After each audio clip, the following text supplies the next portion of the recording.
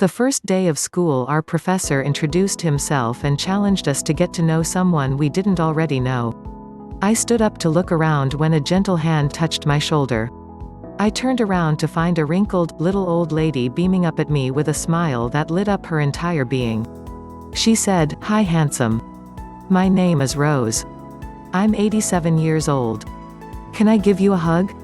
I laughed and enthusiastically responded, "Of course you may," and she gave me a giant squeeze. "Why are you in college at such a young, innocent age?" I asked. She jokingly replied, "I'm here to meet a rich husband, get married, and have a couple of kids." "No, seriously?" I asked.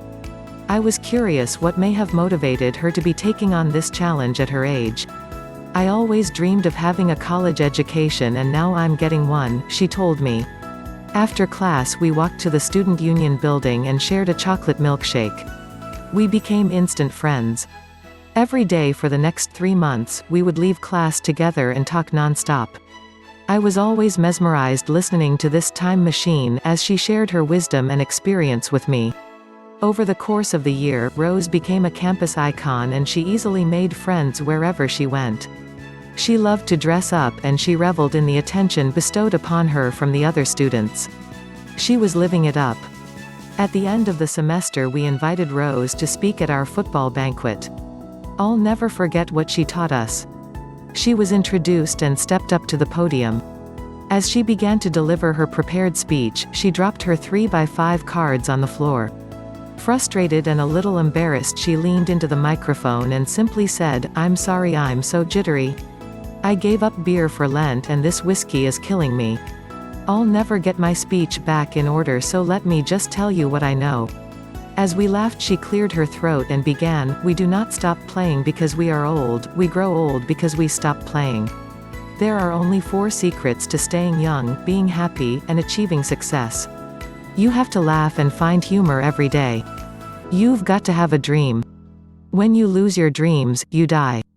We have so many people walking around who are dead and don't even know it.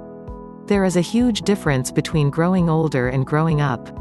If you are 19 years old and lie in bed for 1 full year and don't do one productive thing, you will turn 20 years old.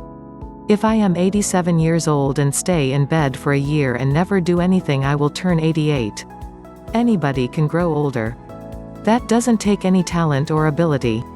The idea is to grow up by always finding opportunity in change. Have no regrets.